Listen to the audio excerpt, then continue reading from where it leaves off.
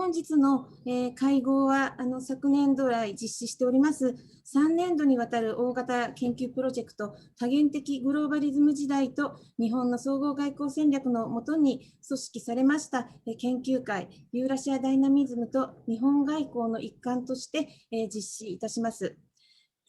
本日は接続性の地政学の著者でFutureMap創設者のパラグ・カンナ先生をゲストスピーカーにお迎えしております。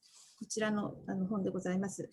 私どもシンクタンクとしましては研究会を組織する上でその前提となる世界観を考えるのですけれどもこの本プロジェクトの多元的グローバリズム時代という世界観問題意識は、今日の世界が既存の国際秩序の基調であるリベラルグローバリズムが中国などの新興国が推進する非リベラルグローバリズムの挑戦を受けるようになって、さらには従来からの気候変動や感染症などのグローバルイシューに加えて AI やサイバーなどの未踏のテクノグローバリズムが、こうした人類社会を根底から変容させつつあるという多元的なグローバリズム時代にも突入したと考えているんですけれども実はこうした世界観今後の世界像を構想する上でインスピレーションといいますかとても興味深く読ませていただいた本が本日お招きしておりますパラグ・カンナ先生のこちらのご著書接続性の地政学でございました。先生はハイパーグローバリゼーション時代が到来してその時代においては、人を分断する国境線を敷く争いではなく人をつなぐ接続性の争い、その結節点の数などの争いになるというご指摘をされておられますけれども中国の一帯一路についての連結性にかかる考察も含めまして大変興味深く拝読をさせていただきました。本日お迎えすることができて大変嬉しく存じております。本日はこのユーラシアダイナミズムと日本外交研究会の主査であられます渡辺博隆先生、それからメンバーの広瀬陽子先生、杉田博樹先生、小泉優先生、三船恵美先生、今井浩平先生、またフランスからギブル・ドラモット先生にもお集まりいただいております。お忙しい中ご出席いただき御礼申し上げます。また本日は多数の皆様に、100名近い皆様にご出席をいただいております。この研究会は、ユーラシアダイナミズムと日本外交研究会はですね、現在の国際秩序の揺らぎの震源地が中国やロシアを抱えるユーラシアであるという視点のもとで、この地域で発生している力学をユーラシアダイナミズムと定義して、この地域のリスク、機会を整理しながら自由で開かれた政治的あるいは経済的空間における日本の取るべき戦略や守るべき価値を考えることを目指しております。本日は接続性をキーワードにユーラシアダイナミズムについて考える機会としましてカンナ先生をお招きいたしております。ちょっと冒頭の説明が長くなってしまいまして恐縮でございますがこれより研究会主査で本会合の議長であられます渡辺博隆先生に、まず議長のご挨拶をお願いしたいと思います。よろしくお願いいたします。どうも渡辺でございます。はじめまして、神野先生、お会いするの初めてだと思います。今日はどうぞよろしくお願いいたします。今渡辺理事長が出されましたこのとても綺麗な日本語版では大変綺麗だとさっきおっしゃってましたけれども。この本は我々もだいぶ参考にさせていただいております。お話が、渡辺理事長と重なるといけないので、私は簡単に、この研究会の今までの方向性といいますか、やってきたことをちょっと2、3分お話しして、カンナ先生のお話のもう、カンナ先生十分準備はされていますけれども、少し我々の方からのどういうことをやってきたかということをお話しして、参考にしていただきたいと思います。背景になる話は今渡辺理事長、真由理事長の方からあった通りでございますけれども、2つほど、指摘させていただきたいと思います。私ども勢力圏とか影響圏というふうにユーラシアを捉えております。あるいは、多極化の世界というふうに言っていいかもしれません。日本やアメリカではあんまりこういう多極化の視点からという見方をする人は、日本とアメリカは割と少ないんですけども、ヨーロッパや中国やロシアではそういう言い方をよくしますので、私どもそういう視点を一つ取っております。それから私自身はヨーロッパ研究を専門にしておりますので、第2点として、この他極におけるそれぞれの極ですね、ここにおける統合ですね。今、平たく言えば地域統合ですけれども、こうした発想を一つこの多極という発想の中に、地域統合というのを加えて考えたりもしております。そうしますと、この3年来ずっと私どもが問題にしてきたことは、この勢力圏、影響圏の、あるいは地域統合、こういったそれぞれの地域の間でのつながりですね。まさに、カンナ先生の使われているコネクティビティ、正確にはちょっと違うかもしれませんけども、そういう狭間、我々の仲間の今日も参加されている広瀬先生は、狭間の政治学とか、狭間の外交とか、こういう言葉を使っております。で、そういう点から、先生のコネクティビティっていうのは我々にとってとても参考になるという、そういう背景があります。で、そういった中で、先生の使われているコネクティビティっていうのは、ある意味で経済インフラを中心とした考え方であろうかと思います。こういったで、そういう立場からしますと、日本の立場というのは今後どうなっていくんだろう。そして最近日本ではつとにインドパシフィックと、インド太平洋という言葉で強調されますけれども、ユーラシア全体で考えてみると、またそのインド太平洋だけを強調した考え方についてももう少し視野を広げてみた方がいいんではないかという見方もできようかと、いろいろ我々も試行錯誤しながら考えております。そのような意味から、今日は先生のお話を心より楽しみにしておりますので、どうぞよろしくお願いいたします。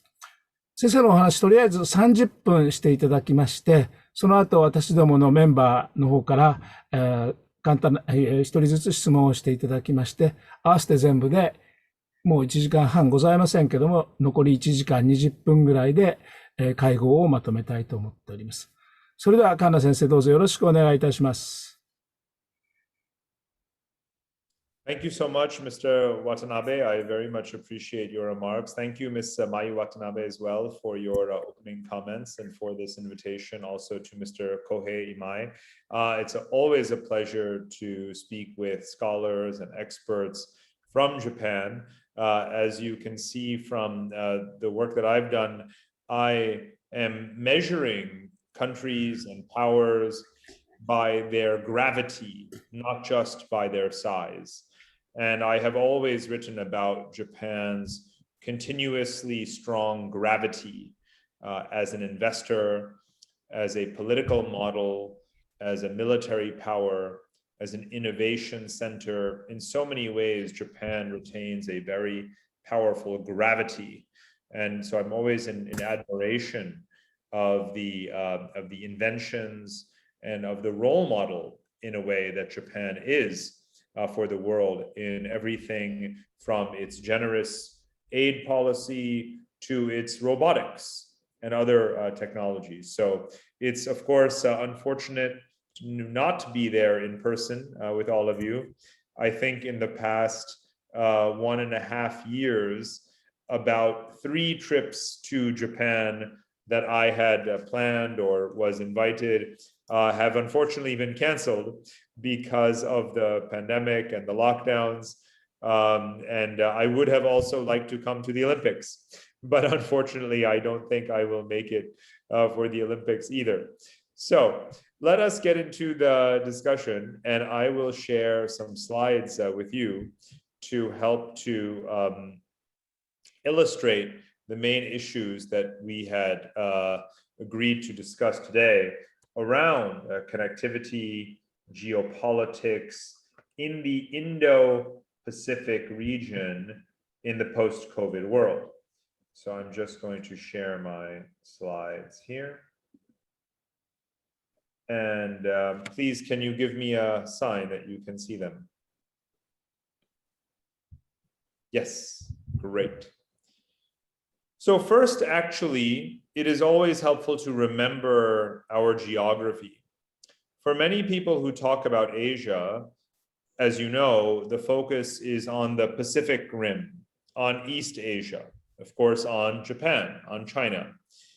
The effort that I made in my book about Asia, The Future is Asian, is to take the full, proper geography of Asia, which, after 500 years of colonialism, of Cold War, has over the past 30 years been tying itself back together through trade, infrastructure, investment, and other means. And Japan has been a very important part of that process, of course, as a major asset owner, as a major investor, as a major donor. In fact, it does stretch across Eurasia, this whole effort.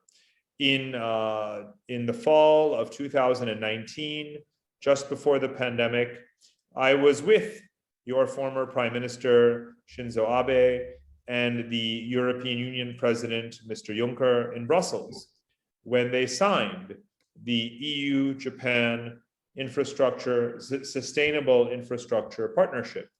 I went to Brussels for that event, and it is a sign that there is an emerging Eurasian cooperation. And now you can see, of course, that Great Britain would like to have new trade agreements with Japan and with Asian countries.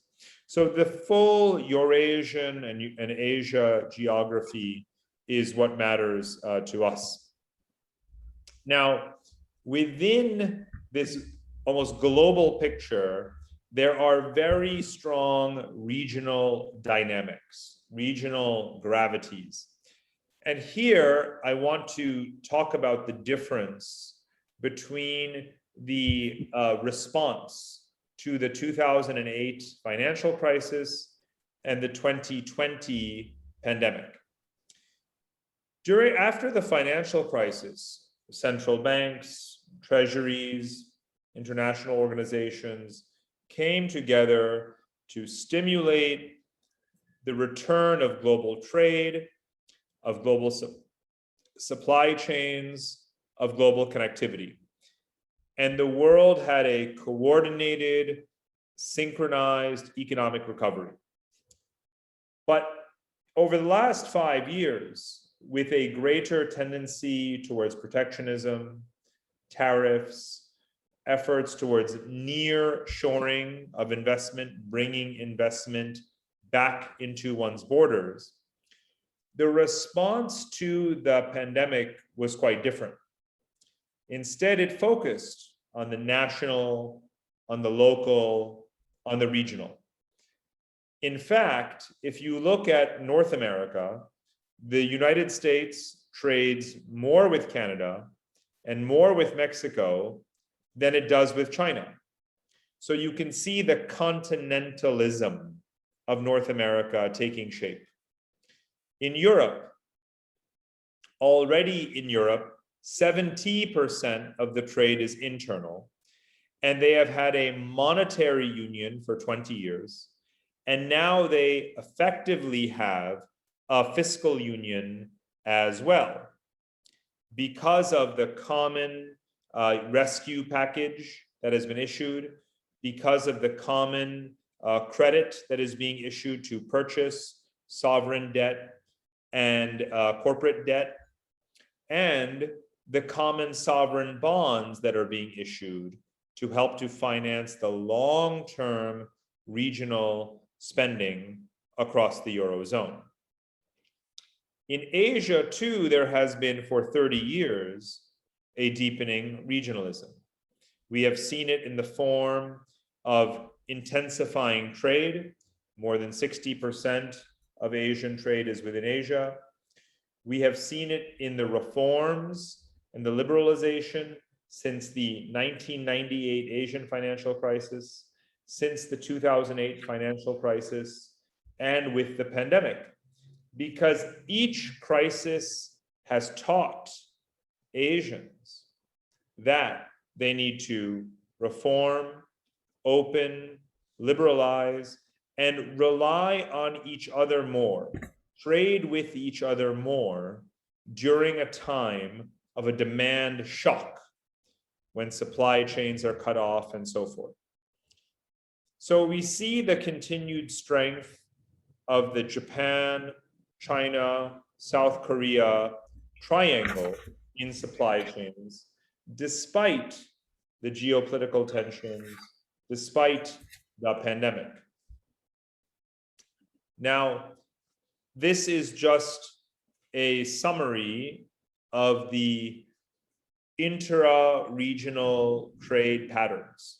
You can see that, again, for every line on this map, the number has increased over the past 15 years, 10 years, 5 years, and to the present. And what is notable is that if you think about the connections between the Gulf countries, like Saudi Arabia and Kuwait, the oil trade, what we call the super cycle, the commodities trade, was one of the early signs of this Asian integration. Of course, Japan is a major purchaser of gas from these countries, as is China in terms of oil and so forth. Now, if you look at the line in the middle, China's trade with ASEAN, $730 billion. Now that is also more than China's trade with America. In fact, now China's top trading partner is the European Union, and the second largest trading partner is ASEAN. So again, that is a sign of regionalism. And that is, of course, before the full ratification of the Regional Comprehensive Economic Partnership, the RCEP, which Japan has also now signed. So we can expect that this Asian regionalism will also deepen in the years ahead.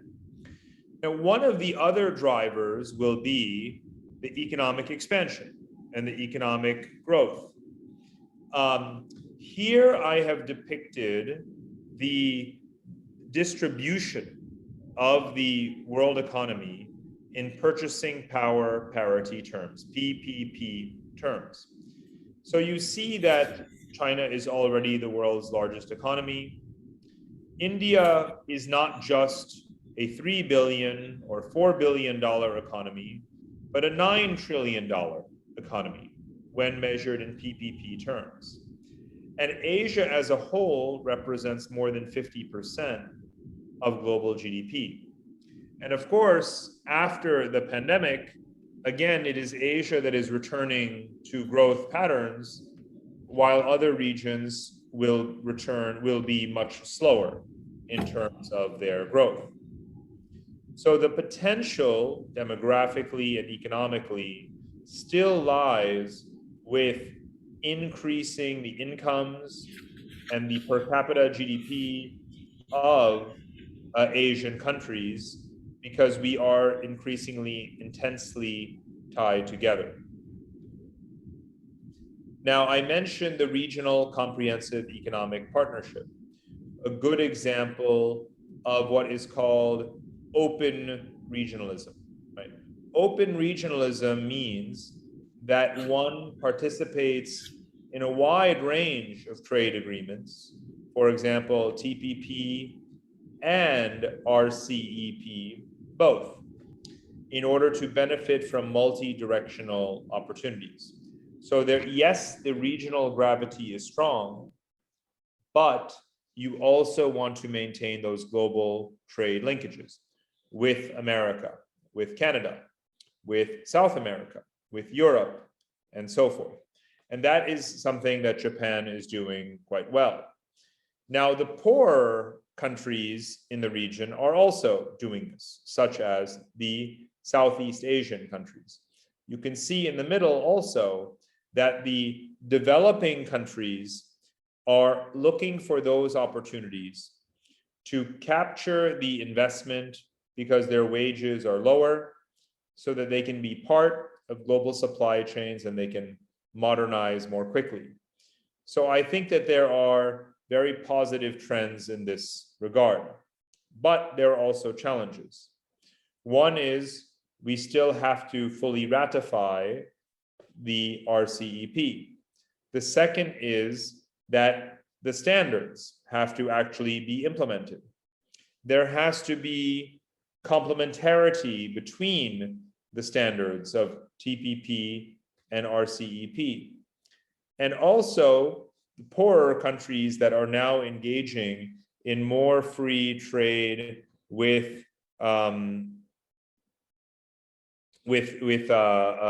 China have to be careful that China is not going to be dumping its highly productive, industrialized, automated output onto their countries. So there are challenges. Also, India has not yet joined. The RCEP communique, the ministers have been very welcoming towards India to join, and I believe that it will, but only when the agreement covers the software exports of India. Now, I want to emphasize again this opportunity around the full expanse of Asia and the growth opportunities. The countries in orange are what I call the fourth wave economies of Asia. Japan is the first. Japan, yourselves, are the original growth story, right, for the Asian economic miracle beginning after the Second World War. Then the tiger economies of South Korea and Taiwan were inspired by Japan. And China was inspired by Japan and the tiger economies, who have been the largest investors in China since the last 40 years. And those are the first three waves: Japan, the tigers, China. Now, the fourth wave is South and Southeast Asia.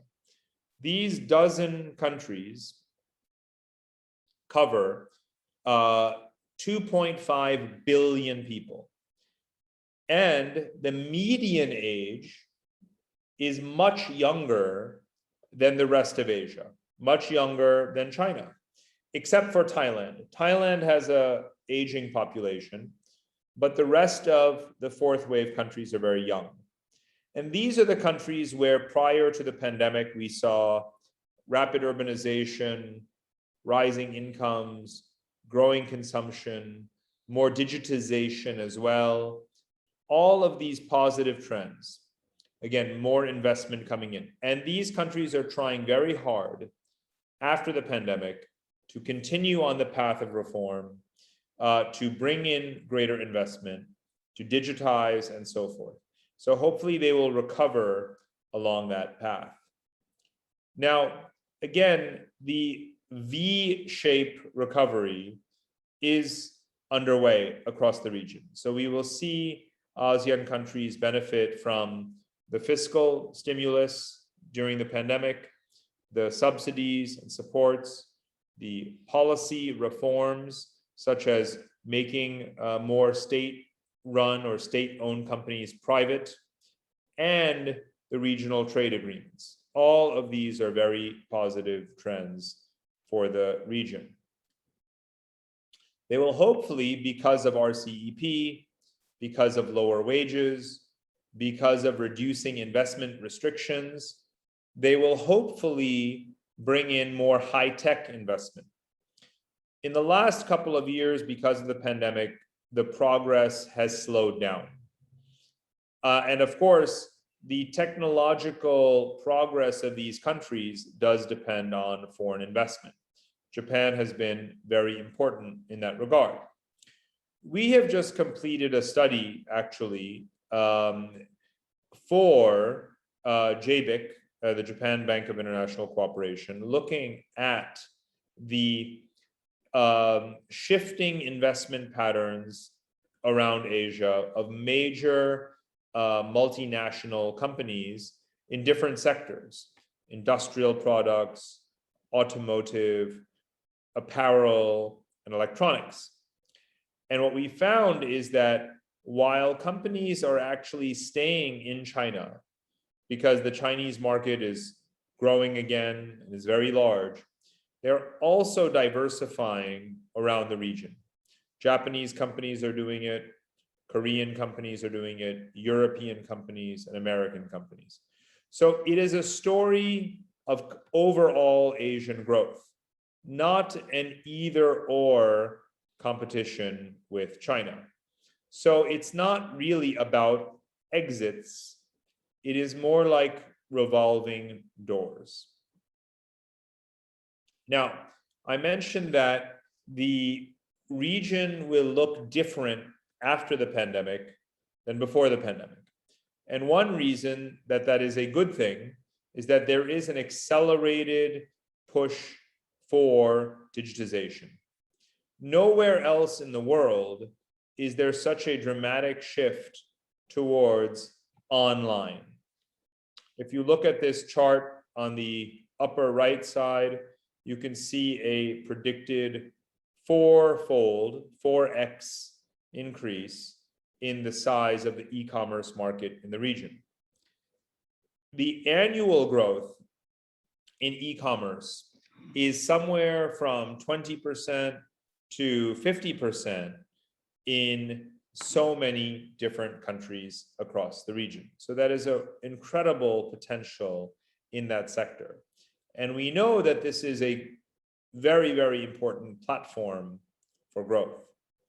Now, importantly, outside of Asia, a lot of people talk about how there is a new Cold War, and that new Cold War is particularly in technology. But if you look at Southeast Asia, you see a different story. You can see that what leading companies have done is to take investment from Japan, from China, from America, to learn from their technologies, but to build their own national champions, right? Such as C Group, such as Grab, such as Gojek. And that's, of course, a very, very positive sign. That indicates that countries are maintaining their digital sovereignty. And not only that, they are not just controlling their national markets, but they are regionalizing as well. C Group is a good example. Grab is a good example. Gojek is merging with Tokopedia to make Go2, it will be called. And even though they are listing very often in the US, they will increasingly also be listing on markets here in Asia. Now let's talk about geopolitics. I believe that the term Indo-Pacific is a very important and positive contribution. I know that Japan has played a very important role in this term, and India has supported it as well. And now the US has renamed its command to the Indo-Pacific Command. However, that does not mean that there is only one outcome geopolitically for the region. There is a different scenario for the Indian Ocean, as for the Western Pacific, as for the terrestrial Asia. When we look at the Indian Ocean, it will surely remain very much multipolar. The American Navy, European navies, the Indian Navy, the Japanese Navy are all increasingly cooperating to maintain that openness of the Indian Ocean. In the Western Pacific, that is where the tensions are highest, whether it is Japanese tensions with China, whether it is the Korean Peninsula, Taiwan, or the South China Sea. There we see the maximum commitment to military escalation, and that has to be managed in a way where we focus, I hope, on resolving disputes before they become conflictual.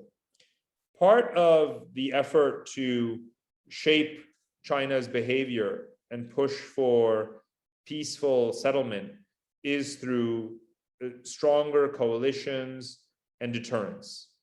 And that is where the Quad comes in. More than about 20 years ago, at the Brookings Institution, when I was a junior fellow there were dialogues that were convened with Indian, with Japanese, and Australian and American diplomats. And we used to call it the Asian NATO. And now, of course, we call it the Quad. And that was 20 years ago that process began. And now it is becoming more and more concrete. And importantly, it is not a formal alliance in name, but it is a 名 coalition. 目上の同盟というものではありませんけれども、協力をしようという国々の連合です。その海洋上の多権性を維持し、そしてこのベトナムですとか、インドネシア、フィリピンといった国々の主権と協力し、そして主権を守る、そしてこの地域の抑止力を維持するためのものです。そしてそれは日本、そしてその他の国によるもので、また何よりもやはりサプライチェーンの維持を中国への依存を減らすことで維持したいと考えています。Objectives that there should be a very, very formal degree of cooperation on. So what will that look like? Well, this is part of what was discussed at the G7 summit 2 weeks ago in England. And here, how I collectively describe the efforts is to make sure that all roads do not lead to China. There is a saying that all roads used to lead to Rome, but I don't believe that will happen. I believe that with China's rise and with the Belt and Road Initiative, that has now unleashed a competition, an institutional competition, what I call an infrastructure arms race, to promote connectivity in ways that do not depend on China alone. And even though if we were speaking 4 years ago, people would speak about Belt and Road as a plan for global dominance, I believe that the response to Belt and Road is as important as what China is doing with Belt and Road. So what are some examples? The Strategic Competition Act in America, the Endless Frontier Act in America, the Build Act, all of these are efforts to support countries to not use Huawei telecommunications equipment, to look for more competitive lending rates in infrastructure finance. That is part of what the EU-Japan partnership is about. You are working with India on bidding for and promoting alternatives to China in infrastructure projects in places like Myanmar, Papua New Guinea, Sri Lanka. There are many, many initiatives that I have mentioned here to help to empower countries to have resilient supply chains, to be stronger locations for manufacturing, and so forth. And therefore, and of course, the term that was deployed at the G7 initiative, the Build Back Better World, is now something of an informal slogan for developed countries to push for all of these initiatives to help countries diminish their dependence on China. So that is what I call the infrastructure arms race, and it has very much just begun. And its success in terms of ensuring the multipolarity and the equilibrium across Asia will depend very much on Japan in the future. On Japan, on Australia, on India, on the United States, on Europe, all of the countries, whether it is members of the Quad, whether it is Western societies, whether it is the Anglo-speaking countries, whether it is Asian democracies such as Japan, all must work more and more together and in a more coordinated way in the years and the decades ahead in order to ensure that geopolitical equilibrium. So with that, thank you very much, and I look forward to your questions. Thank you.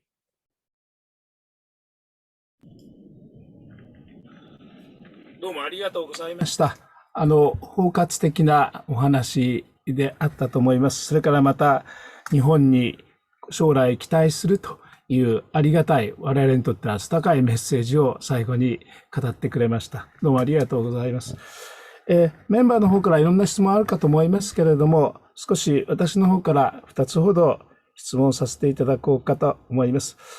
一つは日本の立場、日米の立場で、先ほど G7 のご紹介ありまして、クアッドプラスアングロサクソン、そしてアジアのデモクラシーの国々が一緒になると、そういった、一つの将来あるべき、理想像を描いていただきましたけれども、どうしてもやはり日本の立場からすると、具体的な話として中国の脅威、経済の話だけではなくて、安全保障上の脅威ということがよく言われます。で、それについては、カンナ先生、それも次第に変わってきているというふうなご指摘もございました。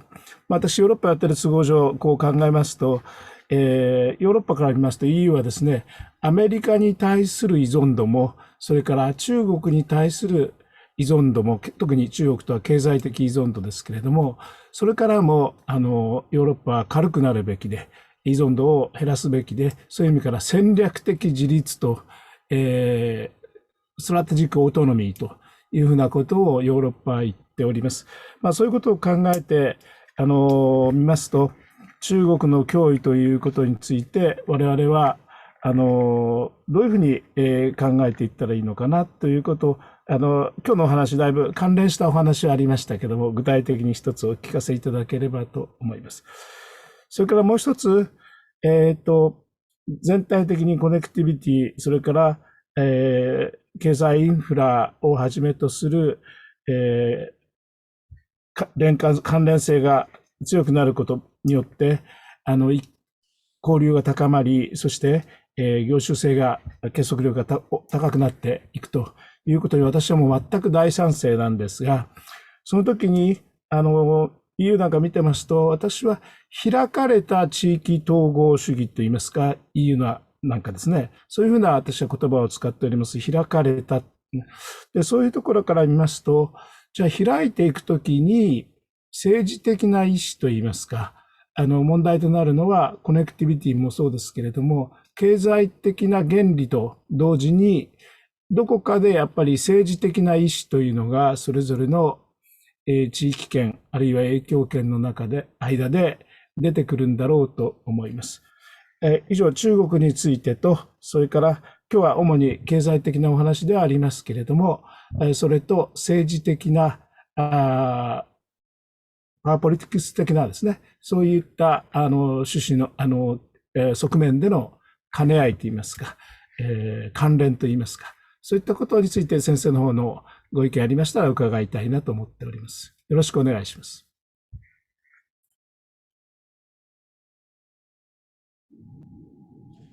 I think these are very interrelated questions. So, for example, right now we have seen some momentum around the geopolitics and the diplomacy to provide a strong message, to send a strong message to China that Western countries, Japan, are not going to back down, that they are going to, again, stand up for democracy, for self-determination, for independence.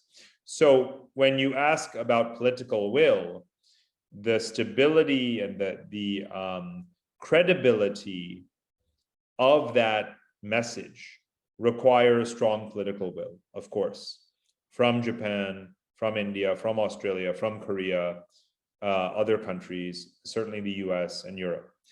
And right now we are still in a situation where, in a way, we are gathering more signatories, gathering more contributors to this cause.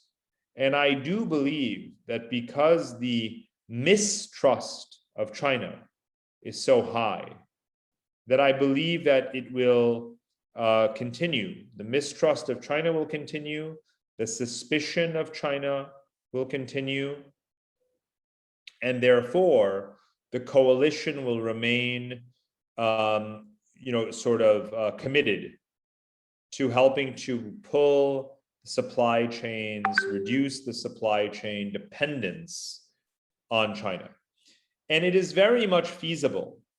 If you look at the rare earth minerals, if you look at other industrial technologies, China is not dominant because it is the main innovator. It is dominant because it has taken advantage of the neglect of others. China did not invent 5G, but China has invested the most in deploying it. So it is not necessary for China to be able to lead in these areas, right? It is something where our countries, and this is where, of course, the role of NTT and others on 5G and Internet of Things plays a very valuable role. Also, again, on infrastructure, finance as well. All areas where Japanese goods and services must compete more vigorously. So we need a strong political commitment on the geopolitical side and the economic side. Now, the pandemic has obviously taught many countries that they need to have more self-sufficiency in medical equipment, in their industrial machinery and other areas, and in their technology infrastructure.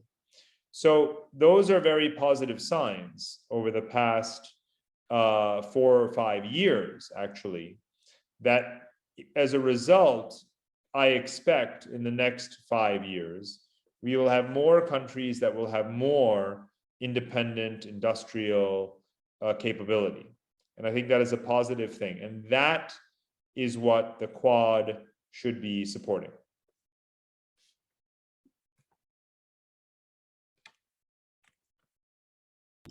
はい、ありがとうございました。私どものメンバーには、ロシアの専門、中国の専門、地政学の専門、様々、それからトルコの専門、いろんな方がいらっしゃいますので、これから、質問を受け付けたいと思います。手短に1、2問ずつでお願いしたいと思います。どなたから始めましょうか。広瀬さんから始めましょうか。よろしくお願いします。はい。カンナ先生、今日は本当に素晴らしいご講演ありがとうございました。先生のご著書は大学のゼミナールでも読んでおりまして、とても刺激を受けております。誠にありがとうございました。それで私の方から2点ご質問させていただきたいと思います。中国包囲網的な状況があるのは、先日のバイデン大統領のヨーロッパ歴訪に伴うもろもろの会合でもよく分かっておりますが、そこで興味深いのがロシアの立ち位置でございます。バイデン大統領の欧州歴訪でも必ずその専制主義国家への対抗、言い換えれば、中ロに対抗するための、リベラル国家の同盟強化ということが常に強調されていたと思いますが、アメリカの中ロへの対応には明らかに温度差がありまして、中国をより大きな敵としているのは間違いないというふうに思っております。例えば、米ロ首脳会談も、アメリカが中国を唯一の敵とすることを目的に、ロシアとの関係を若干融和的にこうするために、米国が提案したようにこう思われるからです。で、そうだとしますと、中国と蜜月関係を築きながら、実は中国への不信感を強く持っているロシア、そしてロシアは、欧米とは敵対関係にあるわけなんですけれども、そういうロシアが新しいダイナミクスの中で、どのような動きを示していくのか、ご意見を伺いたいと思います。そして2点目なんですけれども、デジタルコネクティビティが世界の接続性において大きな役割を果たしているのは非常によくわかりますが、他方でインターネットは世界の接続性において、諸刃の剣でもあると思います。というのは、近年のサイバー攻撃、特にランサム攻撃や国際関係や商業活動に非常に大きな悪影響をもたらしていると思うからです。The digitalization had some negative impact, and such as the cybersecurity or the cyber breach issues. And then I want to see that your opinion, how you evaluate this issue of digitalization from the geopolitical point of view. And then I think we can take another questions. じゃあ小泉さんお願いします。東京大学の小泉と申します。カンナ先生、今日は非常に知見に富むご報告を誠にありがとうございました。で、カンナ先生のご著書は日本語にもなっておりまして、私もこれを読んで大変感銘を受けております。で、私はですね、ロシアの軍事政策を専門に研究をしておりますので、やはりロシアについても非常に関心を持っているんですが、先ほどロシアについては広瀬先生がご質問になったので、ちょっと別の角度から質問したいなというふうに思っております。でそれはですね、菅野先生の今日のご報告からも、ご著書からもよくわかるのは、やはり世界が接続性を求めるという方向、つまり従来の地政学のように何かを囲い込むのではなくて、つながることを力として、新しい競争を繰り広げるようになっているということなんだと思うんですね。で、私が気になるのは、その接続性というものが追求されていった先では、国家の性質は変わるのかということです。つまり今、我々が中国を抑止しなければいけない、あるいはアジアが中国の秩序の中に入ってしまったら困ると考えているのは、それは非常に中国が独裁的で強引なやり方をする国家であるからなわけですよね。しかし、その接続性が高まっていった先に、相互依存しなければ生きていけない、他国とのつながりを求めなければいけないという世界で、中国あるいはロシア、その他何でもいいですけれども、権威主義的な国家の性質というのは変わっていくのか、それともあくまでも、現在の国家の性格というのは所与のものとして、この接続性をめぐる、神田先生がおっしゃる、インフラストラクチャーの軍拡競争が繰り広げられていくのか。私はこの点に大変関心を持っています。それからもう一つご質問を許していただきますと、今日のお話というのは基本的に世界が現在のままで接続性を、競っていくということだったと思うんですけれども、他方で例えばこれから脱炭素化のようにそのサプライチェーンの抜本的な変換というのが、予測されるわけですよね。それから地球温暖化ということが進んでいくと、やはりその世界の中の、パワーの中心というのもだいぶ変わってくるんじゃないかと思うんですね。で、こういったそのメガトレンドに照らした場合に、接続性の将来というのはどういうふうに変わっていくというふうに、神田先生がお考えになっているか、ぜひお聞かせ願いたいと思います。ありがとうございました。はい、だいぶ質問が出ましたけれども、杉田さん、質問があるそうですけども、どうぞ、そこで一旦切りたいと思います。どうも小泉さん、ありがとうございます。はい。大丈夫。Yeah, can I ask Dr. Kanna in English? Is it all right? Okay. I am interested in your description of infrastructure arms race, and that is exactly what's happening between China and US side, especially. But I am my question is about the Build Back Better World, B3W. Better World Initiative has started, I think, 8 years ago or 7 years ago. And even though we see that many, faults or many shortcomings in BRI, but they, on the other hand, they have achieved some of the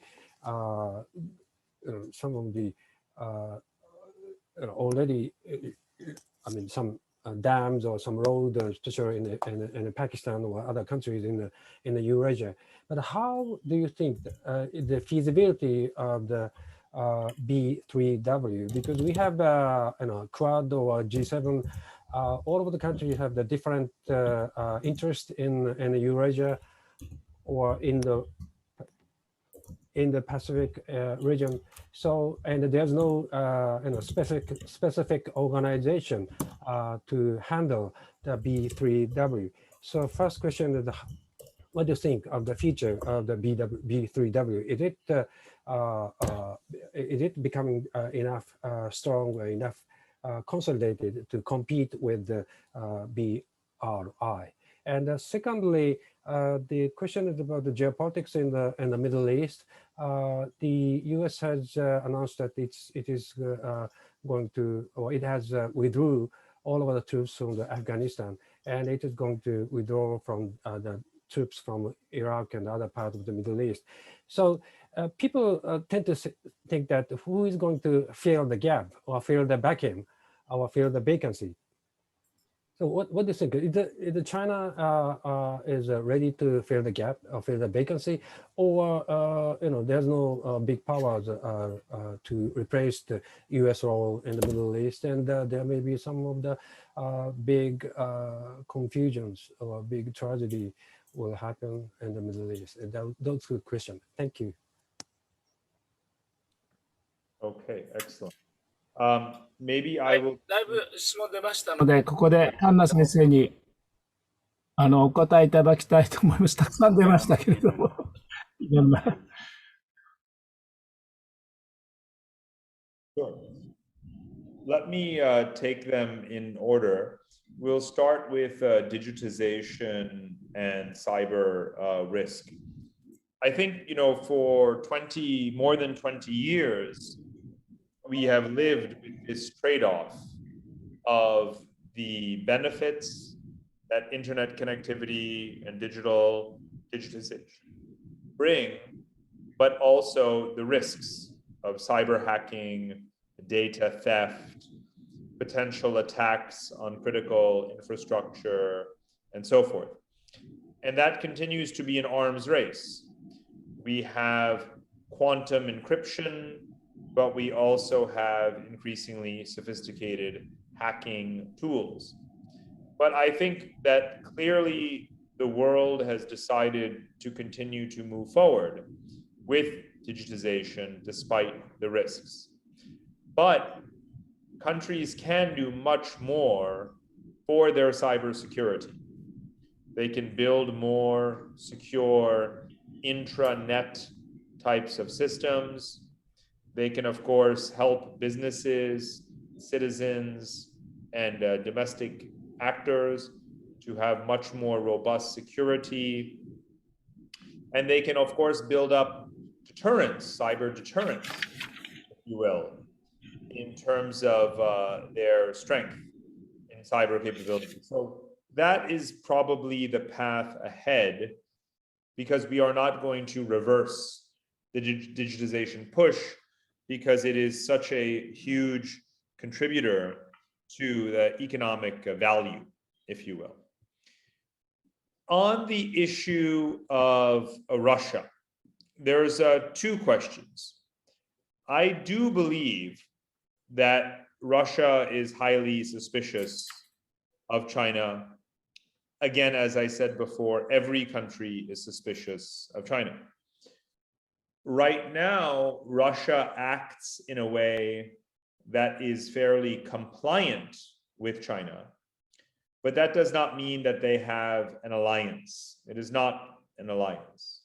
Russia is dependent on China in many ways, and it will be for some time to come, but it remains very, again, suspicious. So its interests very much lie in becoming a stronger Asian power, and you can see that it is doing so with its military assets, its naval exercises, which of course have affected Japan and your negotiations with Russia in the island dispute. But you also share a common fear of China as well. So Russia is continuing to invest in its Arctic infrastructure militarily and its Asian infrastructure militarily. And I think that is going to continue. And on balance, that is not likely to support offensive action against Japan or other countries necessarily, but mainly to be able to defend itself and its Asian territory. And that might require eventually a change in its position towards China. Now, some of that outcome in terms of Russia's interests and strategy may depend on its political system, because of course the political system is highly authoritarian because it has invaded Ukraine and Georgia. It is sanctioned by Western governments, and therefore there is not a political accommodation with Russia. One can imagine a scenario where there is a change in the Russian political posture or diplomatic posture with respect to the West, but not under Vladimir Putin. So it's going to be some time to come. I don't imagine that that change will be, democratic, but it could potentially be slightly more technocratic, more expert-driven, because of course the infrastructure has been failing, the economic management has been weak, the economy is not diversified, there is a lot of dissatisfaction among youth and others.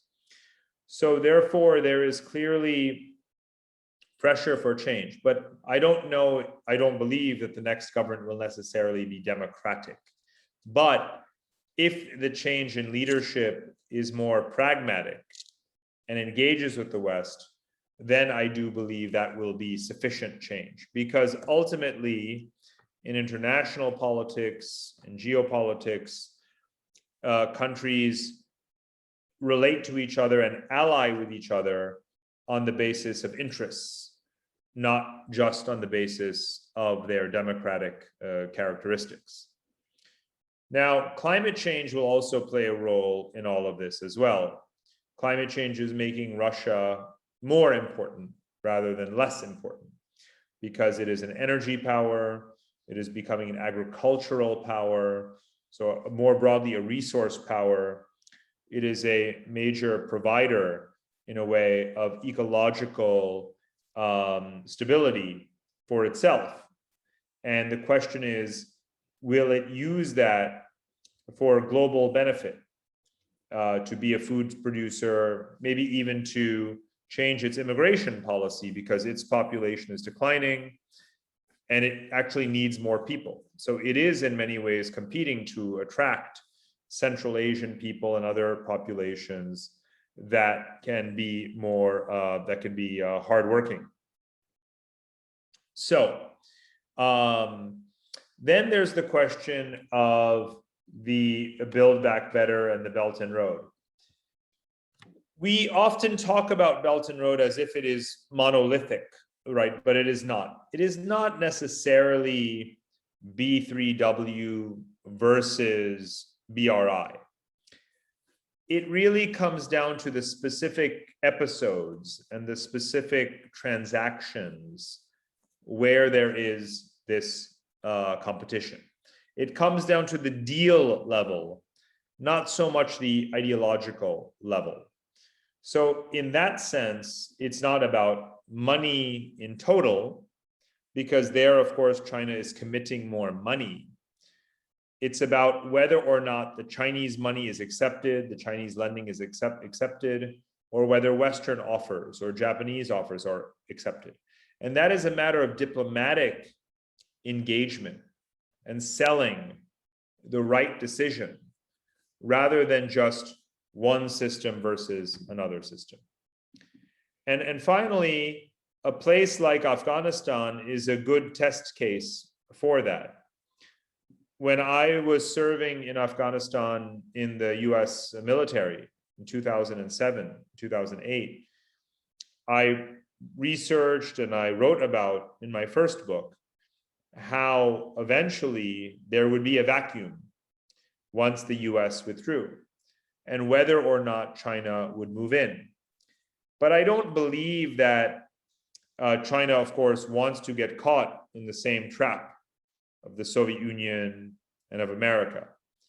But that said, it would like to traverse this geography more. But I don't believe it will fill the gap. I don't believe it will try to play a hegemonic role. I believe that China will simply seek its convenience in terms of specific infrastructures, specific projects, specific resources, but continue to hope that others will provide for the public goods. For example, in Pakistan, which is the country where China has the largest volume of projects, China does not send troops to stabilize Pakistan.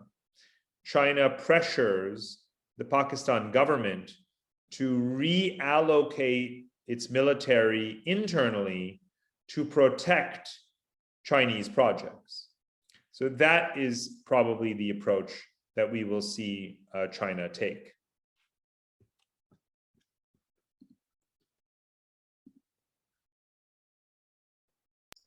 はい、どうもありがとうございました。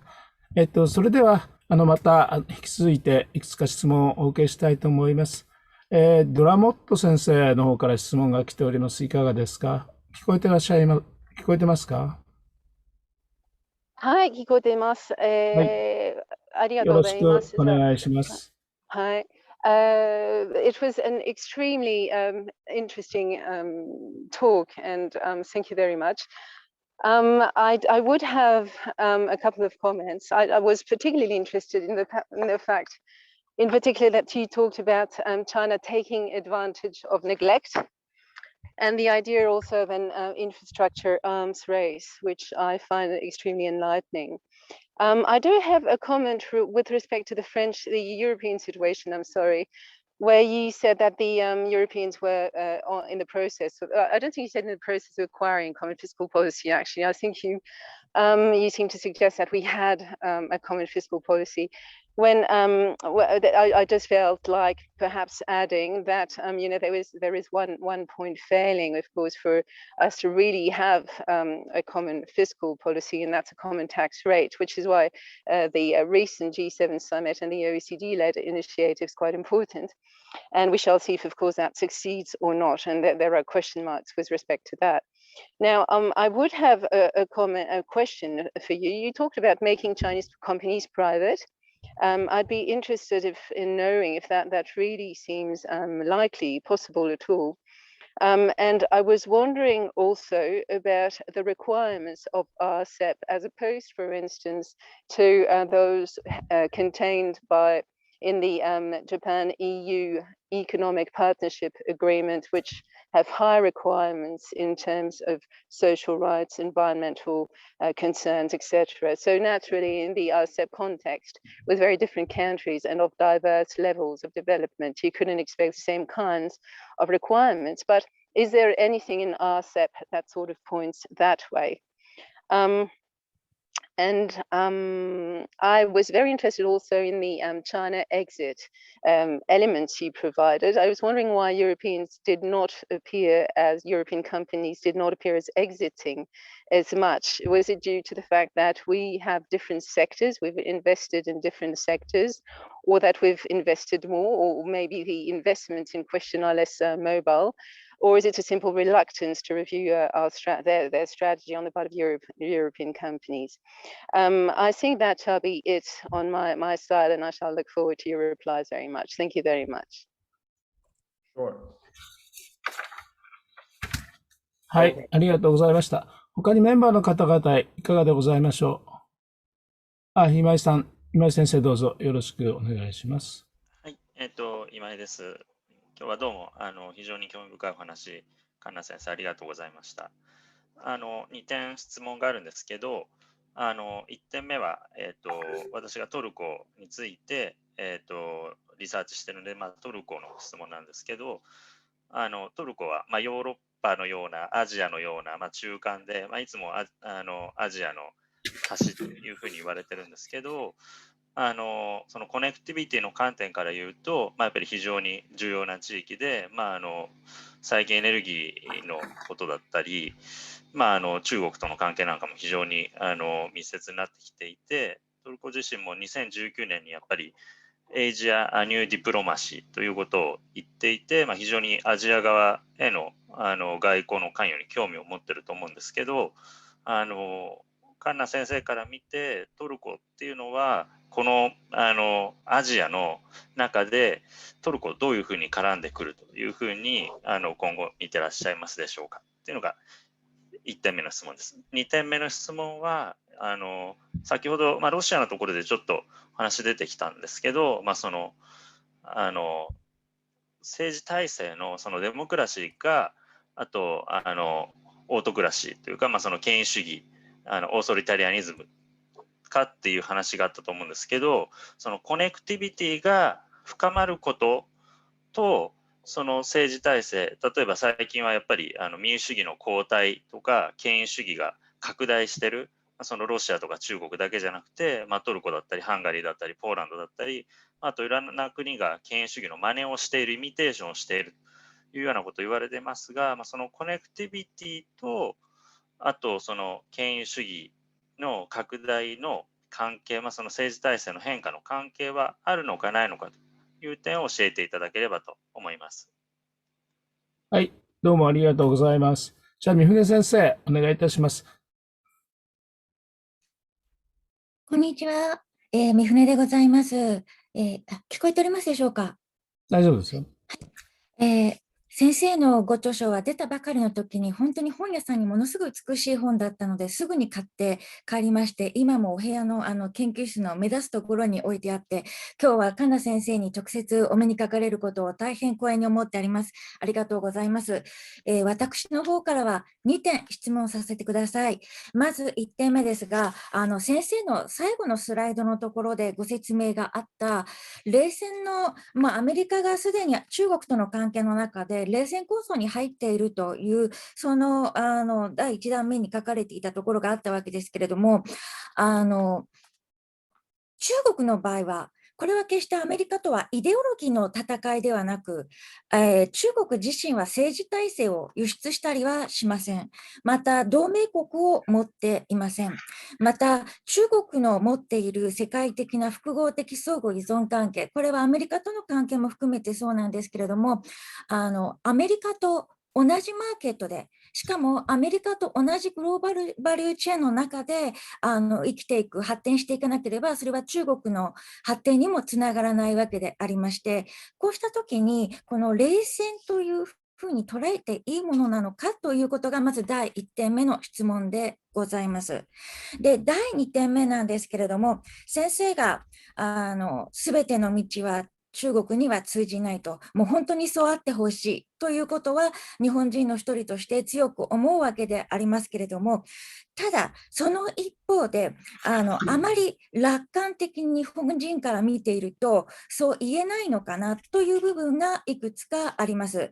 例えばクワッドですが、クワッドは緩やかな中国に対する牽制の枠組みであって、中国を押し込める機能は持っていない。特にインドはクワッドに対して、当初はなかなかその存在感というのを中国に対して自分が特に何ですか、牽制の目の敵の相手にされたくないということで、だいぶ控えた感じではありました。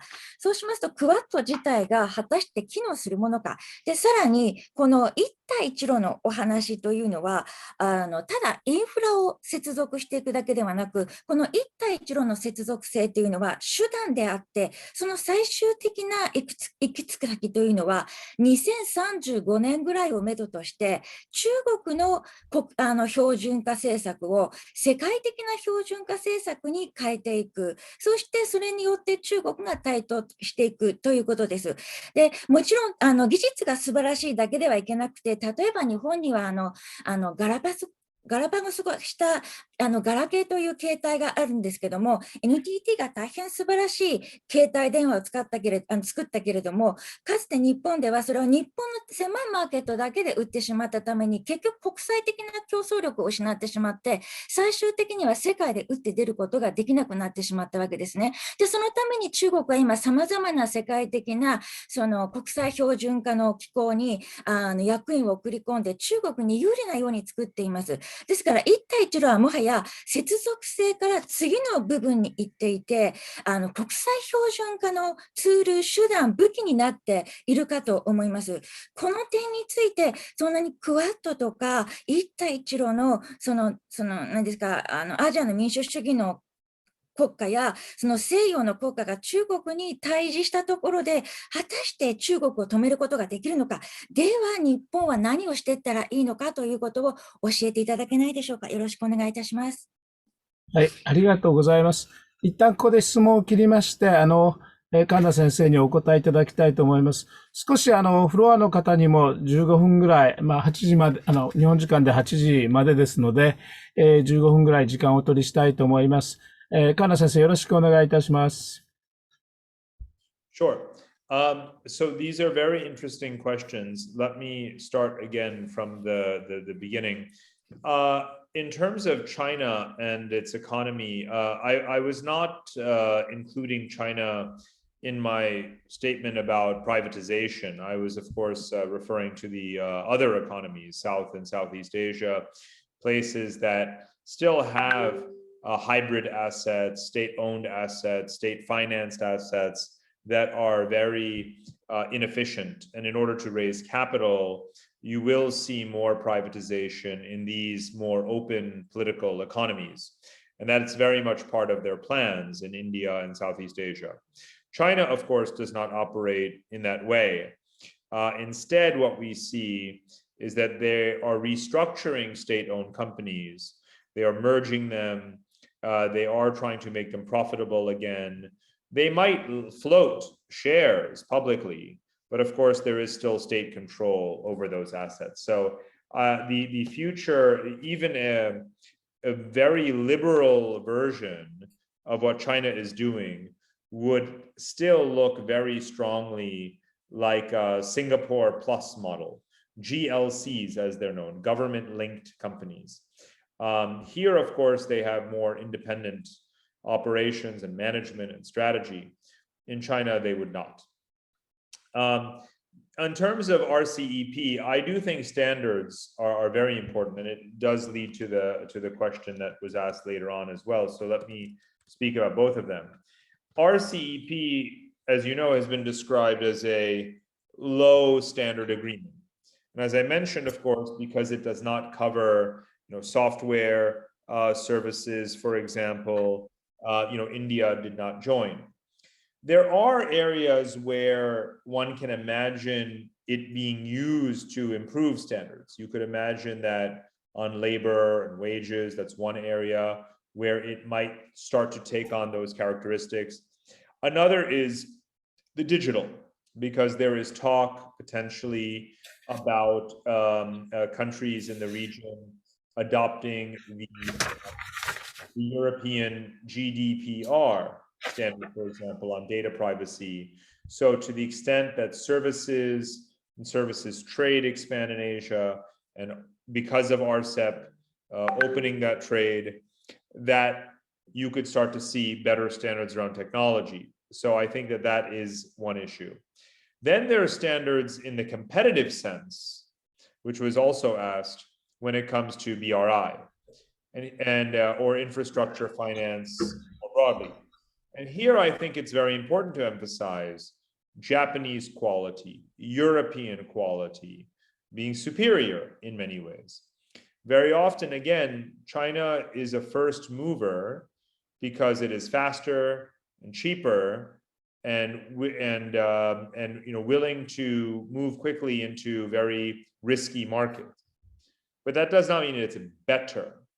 And I think that as countries have the experience with Chinese infrastructure or Chinese vaccines and other things, they can be cautioned to be much more careful and judicious about the ultimate price of working with China versus others. And I think that standards, ensuring high standards and quality of goods, helping countries with their investment regulations, the quality of deals, if you will, the structuring of projects and investments in deals, all of these are related to the issue of standards. But I would definitely like to see that when it comes to the battlefield of technology standards right now, that this ground, whether we are talking about products and goods or whether we are talking about internet regulation, that Western countries and G7 countries or G20 country or G7 in particular, not cede ground and leadership to China in that area. Because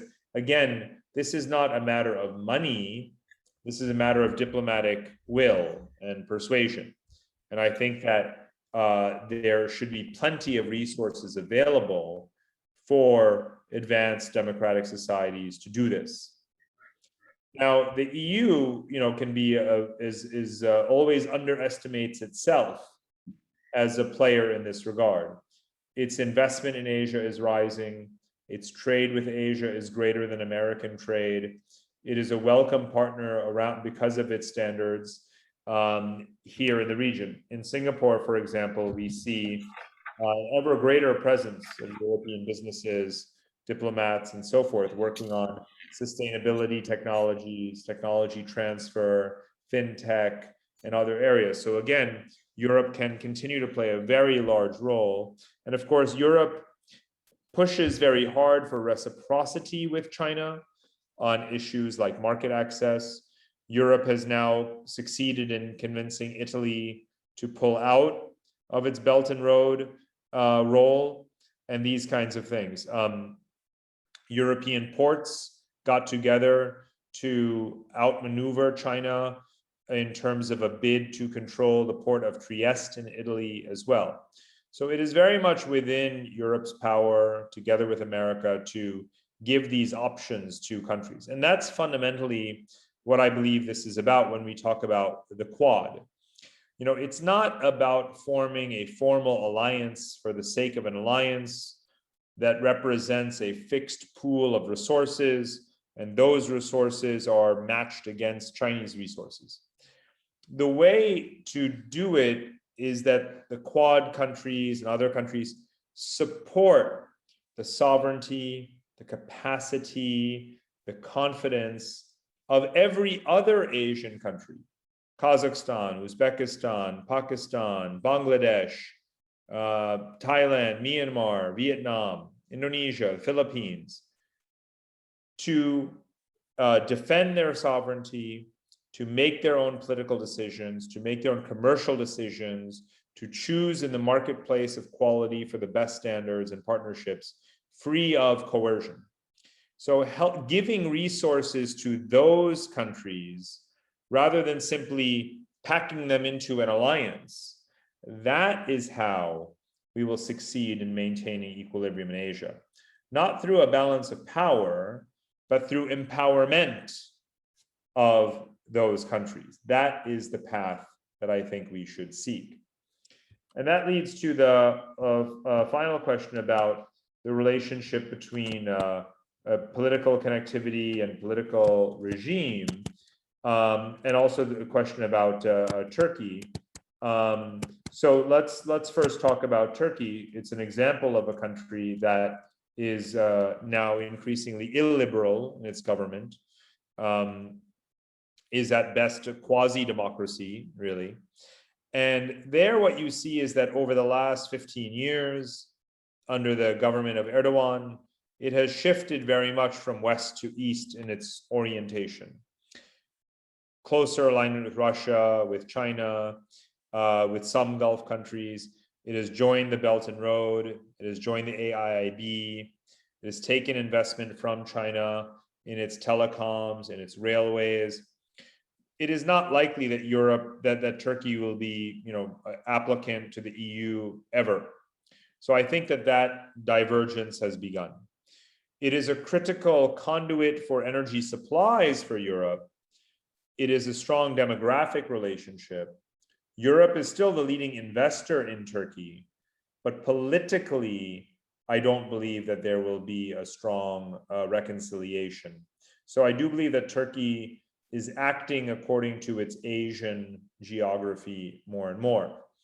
Now, it shows as some countries like Turkey get more connected in all directions, it increases their confidence, but it clearly does not make them more democratic, right? It does not help them to democratize, of course. Russia is in any case not very connected. China is getting more and more connected, but is not becoming more democratic. Neither is Turkey. India is getting more connected to the world economy and becoming more illiberal at the same time, illiberal. So therefore, we cannot make the case that increased connectivity necessarily leads to positive evolution of the political regime. In theory, it should, but that theory, known as modernization theory, does not really hold, especially if we look at cases like China. For a long time, people believed that modernization would lead to Westernization, but that is simply not true, universally. And in fact, it's hardly true at all anymore.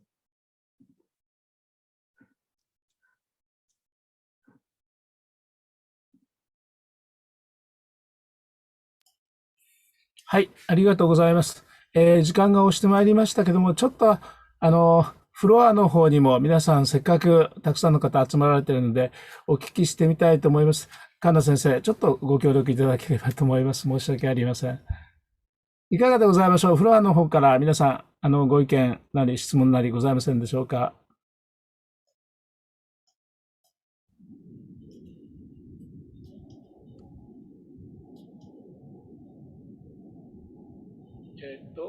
出てないんですかね。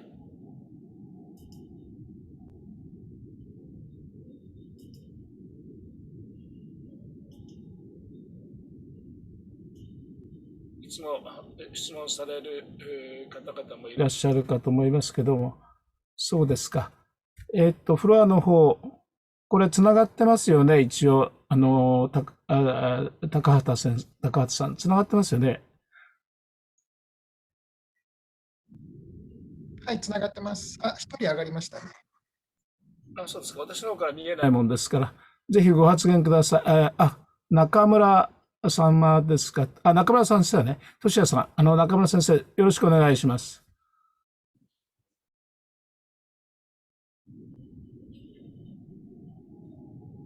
どうぞ。中村でございます。一つお伺いしたいのは、すでにこれまでの議論でひょっとしたら出てるかもしれませんけども、今年に、ヨーロッパのパワーですね、イギリスがクイーンエリザベスを、派遣したり、インド太平洋地域にですね、あるいはフランスやドイツも軍事力、ドイツもフリゲート艦を派遣するというふうな動きを見せておりまして、カンナ先生はですね、このことがですね、彼らのヨーロッパ側の、この目的というのは、インド太平洋戦略にのっとって、インド太平洋地域とヨーロッパとの間の、コネクティビティを改善する、強化するということを目的として、で海洋安全保障であるとか接続性の強化にそういった行動を取るんだということを言っているわけですけれども、そのことの結果、このインド太平洋地域においてどのような影響がある、あるいはどのような効果があるというふうに神田先生は見てらっしゃるのかというのを簡単にお伺いできればと思います。ありがとうございました。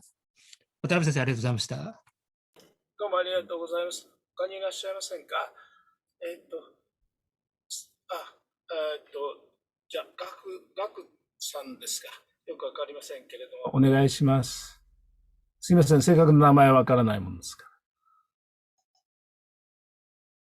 どうぞ。ガクさん、手を挙げられているガクさん。お願いいたします。マイクを外して発言ください。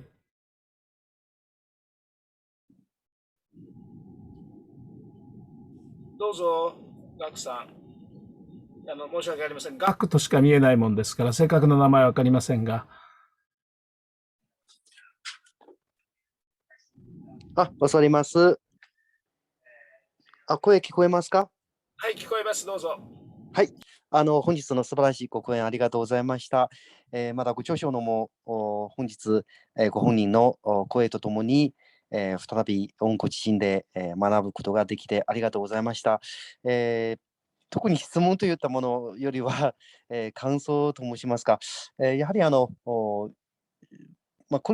後はこのイデオロギー的な対立につながるような冷戦的な発想というのはまだ存在しうるのかどうかですね、ちょっと疑問に思ったところがあって、もっとですね、より開かれたような発想で、世界を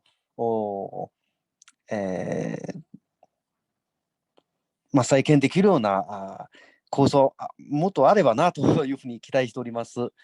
感想とまでですけども、よろしくお願いします。以上でございます。ど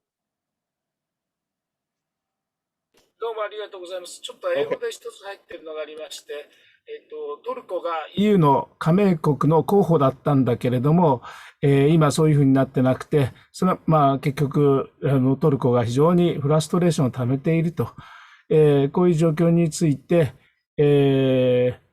EU 側もいろいろ問題があるんではないかと、トルコの EU 加盟についてですね、ご意見がありましたら、カンナ先生加えていただければと思います。以上でございます。よろしくお願いします。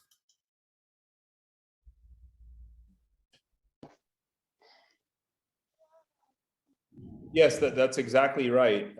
Turkey was once a candidate, but it was not a serious candidate. It never would have been universally ratified by the existing members because there would have been several that opposed Turkey on cultural grounds. So that is one of the reasons for the frustration. But of course, that is so long ago at this point, and the animosity is very, very strong. There is as much hostility as cooperation. So I think that is now history. We have to understand the Turkey of the present and the future. And that is a country that is, very much focused on its own, they call it 360-degree orientation. And Europe is only one part of that. Now, the other question was about European navies in the Indian Ocean and Pacific Ocean. And yes, I think individually, they are not considered a threat. If anything, they view themselves as supporting the international right to the freedom of navigation, but they also see themselves somewhat as at risk of provoking China and being treated in a hostile way or having hostile consequences commercially for doing these things. For example, that is what Australia has experienced. That is what South Korea has experienced. And so Europeans are also trying to be careful. They want to demonstrate that they are committed to freedom and to supporting countries against Chinese intimidation, but they themselves don't want to be on the receiving end of intimidation from China. So each individual European military act is not going to be significant, but collectively they are a symbol of China that it's China's behavior is not supported, not tolerated. In that sense, right now, symbolically important. But one of the important is that Europeans do not like to use the language of Cold War. And I do not like the language of the Cold War, to be clear. I was describing how other people are describing it. I do not like to characterize the situation. A multipolar world in which countries are practicing a multiple alignment, trying to have positive relations in all directions, not a new Cold War type of situation. So I think it's very important that we all reject the notion of a new Cold War. I think that's negative. Again, we should focus on multipolarity and a dynamic vocabulary and the framework that I very much prefer. And again, in that multipolarity, it is the United States, it is Europe, it is India, China, Japan, ASEAN as a region that refuses to simply be divided in a new Cold War, exclusively towards China or exclusively towards America. That is not the way most governments, and therefore you do not have a new Cold War, because most of the countries in the world do not want sides. So we must escape those very bad, inaccurate metaphors. Thank you very much. Thank you for this. It's been a real pleasure to speak with all of you.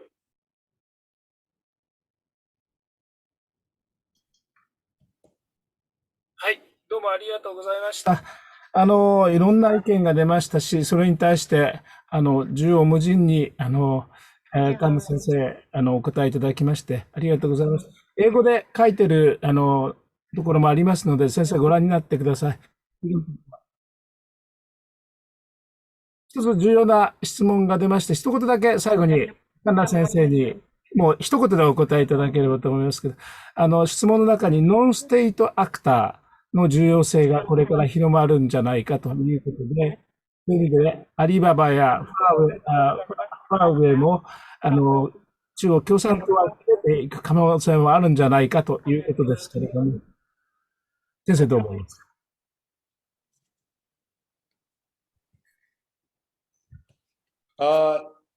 ？What is the connection between the non-state actors and the Chinese Communist Party? I don't understand. 今、質問は、全般的にノンステイトアクターの役割が重要になっていくだろう。世界でですね。で、中国でもそういうことが、起こっていくんではないか。例えば、アリババやファーウェイが国と離れていくんではないか。そういうことです。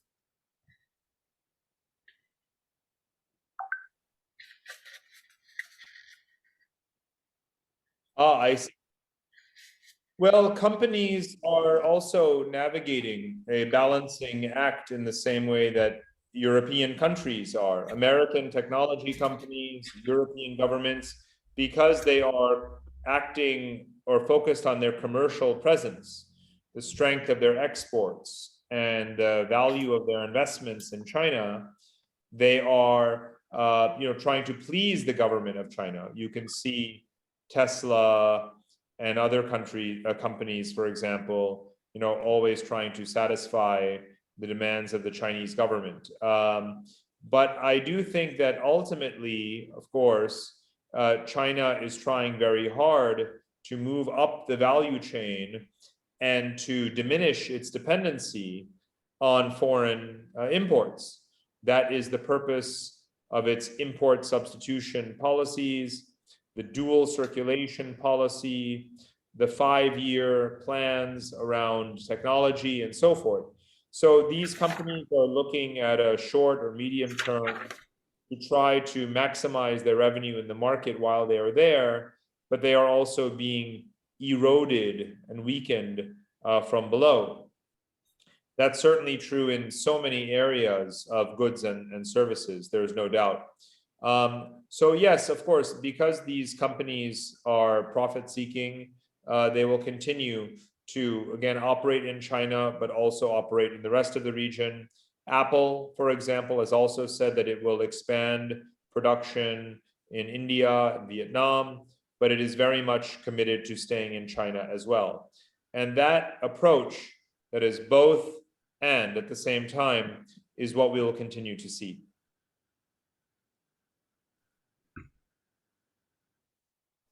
はい、ありがとうございます。5分を超えて、菅野先生にはご迷惑をおかけしておりますけども、いろいろとご協力ありがとうございました。最後に議長の方で一言まとめなくてはいけないんですけれども、いろんな話出て実り大きいことでございました。それから、私たちも、米中対立という二極対立という枠組みにこだわることなく、先生さっきは外交的、意思という言葉を使われましたけれども、価値の同盟、価値の共同体ということを言うのはいいんですけれども、決してそれは対抗的なものではなくて、当面はその安全保障上、日本は東アジアの、いろんな危機に直面してはいるんですけれども、やはり長期的には対抗的な発想から、むしろ包摂的なものに考え方に、インクルーシブなものに考えを切り替えていく、あるいはそういう長期的な視野を持っていくということがとても重要かと思います。それはまた人間の本性のいい部分と悪い部分ということにもなるかもしれません。そんなことを今日先生のお話を聞きながらいろいろと考えさせられた1時間半でございました。とても有意義な時間でありました。